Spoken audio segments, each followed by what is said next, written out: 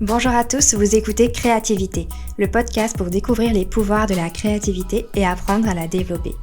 Il est pensé comme une série télé, alors si vous débarquez, rendez-vous au premier épisode car l'ordre des épisodes a une importance.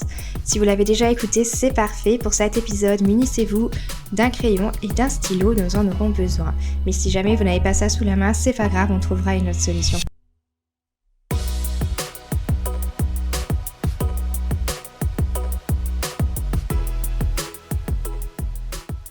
En écoutant le premier épisode, vous vous êtes sûrement demandé « Est-ce que je suis quelqu'un de créatif ? Et si oui, à quel degré ?» La mesure de la créativité est un sujet complexe. Il y a plusieurs formes de créativité. C'est une notion floue et comme la mesure de l'intelligence, tout ce qui touche au cerveau, nous n'avons pas encore tous les outils à notre disposition, nous n'avons pas encore toutes les connaissances sur ce sujet. Je vous préviens donc, ce n'est pas une science exacte. Cependant, les psychologues et les chercheurs ont mis en place différents tests pour pouvoir quand même mesurer cette créativité de la meilleure façon possible. Le test le plus célèbre est le test de Torrance, développé en 1960. Ce test est l'un des outils les plus utilisés pour évaluer la créativité, en particulier la pensée divergente. Il se compose de plusieurs sous-tests qui évaluent différents aspects de la créativité, tels que la production d'idées originales, la flexibilité de la pensée, l'élaboration et l'originalité. De nombreux autres chercheurs comme Guilford ou Jackson ont rajouté des propositions de tests. Voici les principaux tests qu'on peut retrouver pour mesurer la créativité. Alors, un des plus fréquents est la production d'idées. Les participants sont invités à générer un maximum d'idées en réponse à une question. Par exemple, ils peuvent être invités à proposer des utilisations alternatives pour un objet donné ou à générer des solutions créatives à un problème. Je vais donc vous donner un objet et nous allons faire ce test ensemble. C'est le moment pour vous donc de sortir votre feuille et votre stylo. Si jamais vous n'en avez pas sous la main, vous pouvez aussi noter vos idées directement dans la barre de commentaires de votre plateforme d'écoute ou alors le faire dans votre tête. Alors, préparez-vous parce que dès que je vais lancer le chrono, pendant 1 minute 30, vous devrez trouver le plus d'idées d'utilisation possibles, alternatives à un objet. Cet objet que j'ai choisi, c'est le trombone. Donc, à 3, nous allons commencer. 1, 2, 3. C'est parti pour 1 minute 30.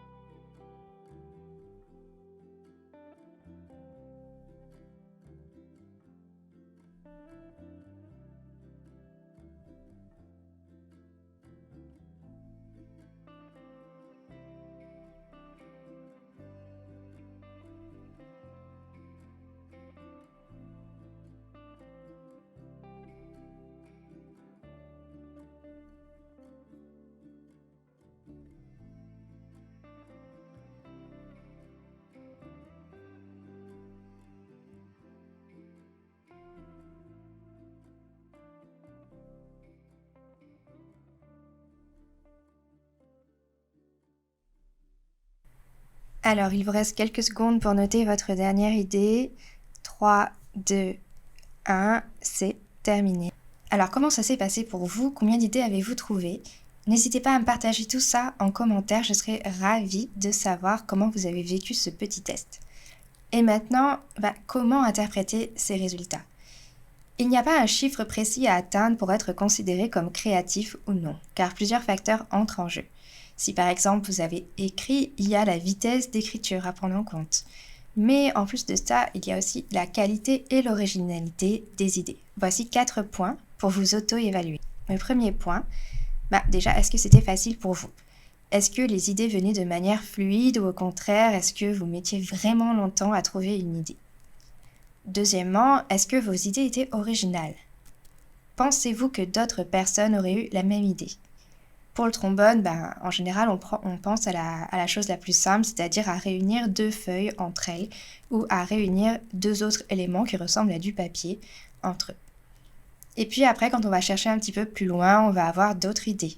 On peut par exemple transformer ces trombones en boucles d'oreilles ou penser à déplier le trombone pour en faire un pic, une aiguille, un cure-dent, une fourchette. Je vous propose de partager vos idées. Ainsi, nous pourrons voir les idées qui reviennent le plus et voir celles, au contraire, qui se démarquent. Troisièmement, est-ce que vos idées étaient dans la même catégorie ?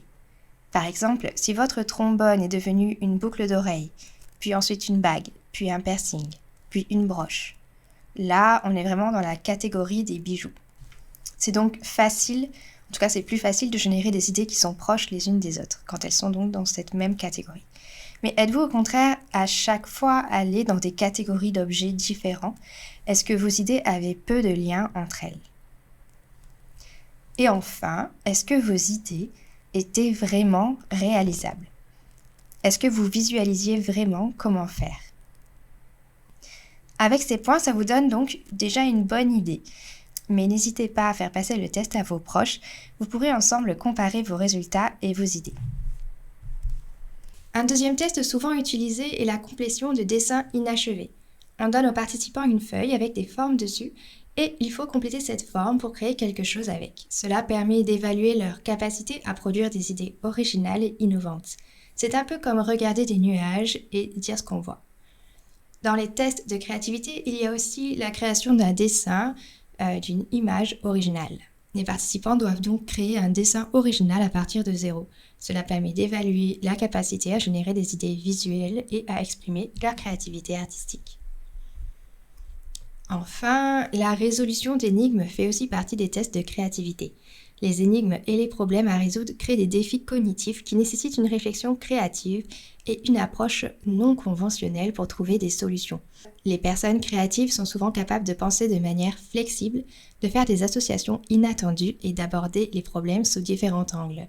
Les recherches pour tester la créativité sont toujours en cours et on voit fréquemment de nouveaux tests de créativité apparaître. En faisant mes recherches, justement, je suis tombée sur un très sympa, facile, rapide et gratuit et disponible en ligne, donc je vous partagerai le lien. Il s'appelle The Divergent Association Test et l'objectif est simple, il suffit de trouver 10 mots les plus éloignés les uns des autres. Il est accessible sur un site appelé thatcreativity.com, donc je vous mettrai le lien en description et je vous conseille vraiment de le faire et de comparer vos résultats avec d'autres personnes, c'est très rapide, très sympa. Alors effectivement c'est en anglais, mais il suffit finalement de traduire donc nos idées de mots du français à l'anglais et de les copier-coller. Alors je tiens quand même à rappeler que la créativité c'est un concept complexe et multidimensionnel et qu'aucun test unique ne peut vraiment fournir une mesure complète et exacte. C'est l'utilisation de ces différents tests qui peuvent vous donner une idée de votre niveau de créativité. Mais je le rappelle aussi, comme dit dans le premier épisode, il n'est pas nécessaire d'être extrêmement créatif. C'est comme le sport, comme on disait, il n'est pas nécessaire d'être un athlète qui participe aux Jeux Olympiques pour être en bonne santé physique. Une bonne créativité, ça reste quand même important pour toutes les choses qu'on a abordées dans le premier épisode, mais c'est aussi quelque chose que je vous encourage à travailler dans votre quotidien parce que travailler sa créativité, ça maintient le cerveau en bonne santé.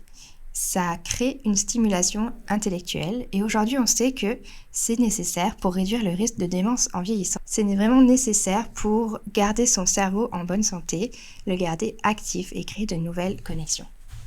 Donc si vous êtes motivé pour développer cette créativité, si ça vous intéresse, si vous avez envie, sachez que c'est possible.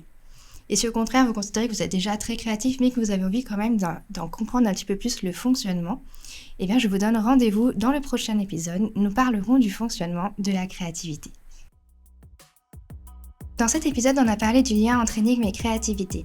Alors pour commencer à travailler sur celle-ci, tout doucement, voici une petite énigme. Quand je mange, je grandis, et quand je bois, je meurs. Qui suis-je ?